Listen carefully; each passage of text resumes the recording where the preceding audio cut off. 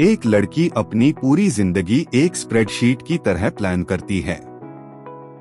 Goldman सैक्स में job confirm, life का हर step decide, और फिर वो ऑक्सफोर्ड जाती है सिर्फ 1 साल के लिए। एक छुट्टी रियल वर्ल्ड शुरू होने से पहले। लेकिन उससे पता नहीं था कि वही 1 साल उसकी पूरी जिंदगी बदल देगा, क्योंकि जिस इंसान से वो प्यार करेगी उसके पास टाइम ही नहीं है। ये कहानी है एक प्रोफेसर की जो अपनी खुद की मौत का काउंटडाउन जानता है, और एक लड़की की जो सीखती है कि प्लान से बाहर भी जिंदगी हो सकती है।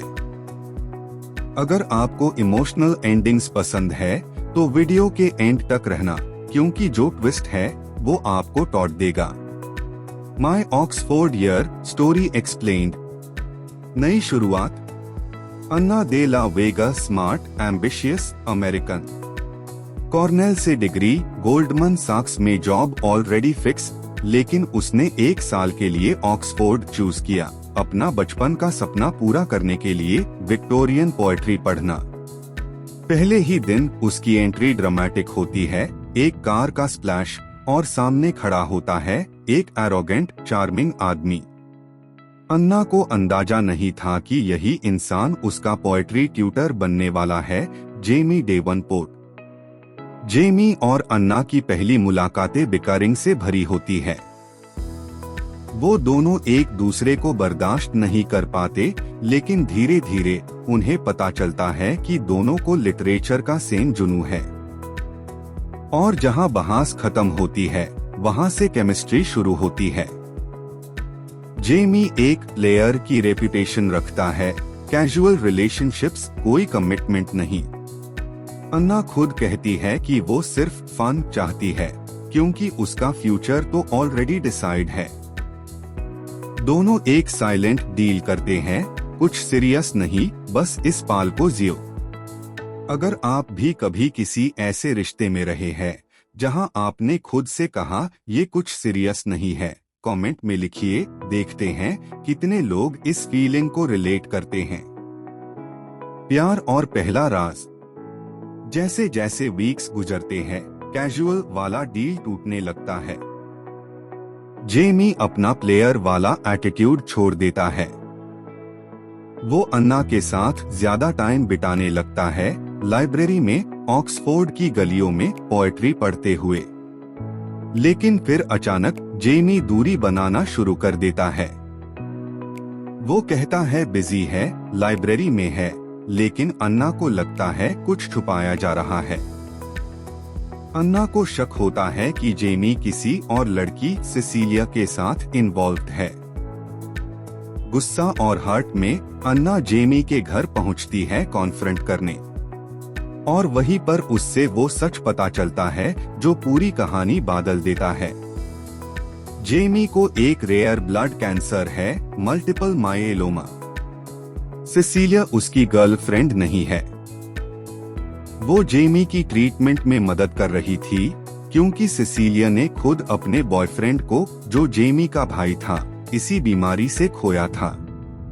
एक पाल में अन्ना का पूरा पर्सपेक्टिव बदल जाता है। ये सिर्फ एक रोमांस नहीं थी, ये एक काउंटडाउन थी।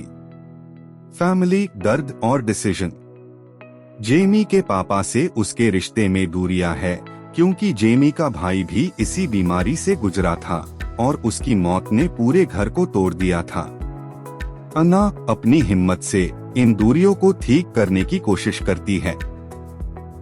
आखिरकार जेमी के पापा अपने बेटे की मर्जी को इज्जत देते हैं। लेकिन एक नया तूफान आता है। अन्ना का ऑक्सफोर्ड साल खत्म हो रहा है, और उसके पास गोल्डमन सैक्स में जॉब वेट कर रही है। जेमी चाहता है अन्ना अपनी जिंदगी जिए, अपना फ्यूचर ना छोड़े। लेकिन अन्ना का दिल कहता है वो जेमी के साथ रहना चाहती है, चाहे कितना भी टाइम बचे। यहाँ पर दोनों के बीच सबसे बड़ा झगड़ा होता है। जेमी डरता है, उसने सिसिलिया को देखा है अपना सब कुछ छोड़कर सिर्फ देखभाल में डूब जाते हुए, और वही डर उसे रोक रहा है। वो नहीं चाहता अन्ना भी वही किसर भोगे। अन्ना और जेमी टेम्पररीली अलग हो जाते। अगर आप अन्ना की जगह होते, करियर चूज करते या प्यार? कमेंट में लिखिए, एक लाइन में सबसे इंटरेस्टिंग जवाब पिन करूंगी। लेकिन जेमी के अपने मोट्टो से इंस्पायर होकर लिव डेलिबरेटली अन्ना वापस आती है।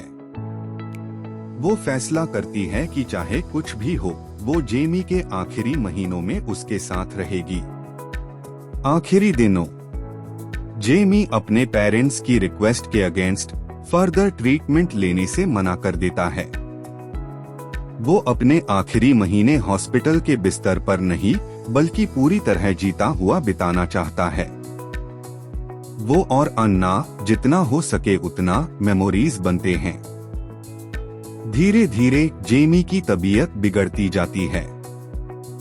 एक रात अन्ना उठती है और देखती है जेमी उसके पास बेहोश पड़ा है।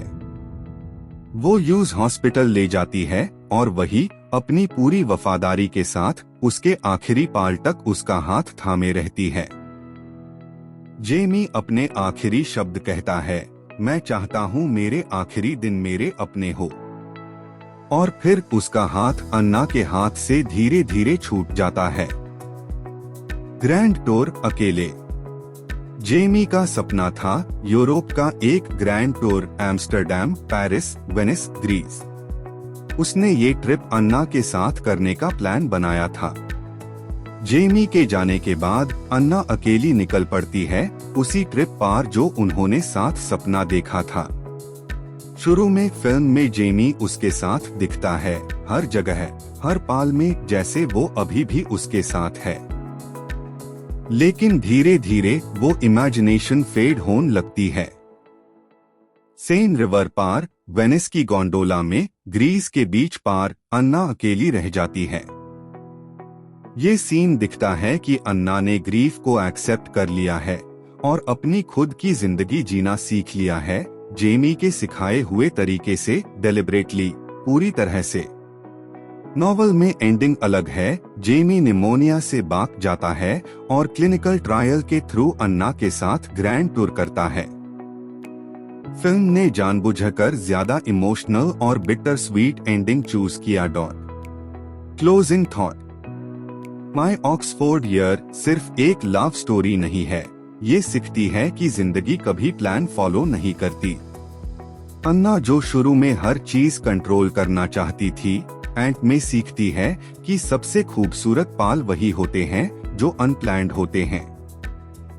जेमी चला जाता है, लेकिन उसका सबक रह जाता है, लिव डेलिबरेटली, पूरी तरह जियो, क्योंकि टाइम कभी गारंटी नहीं होता। अगर ये एंडिंग आपको रुला गया तो लिखिए कमेंट्स में।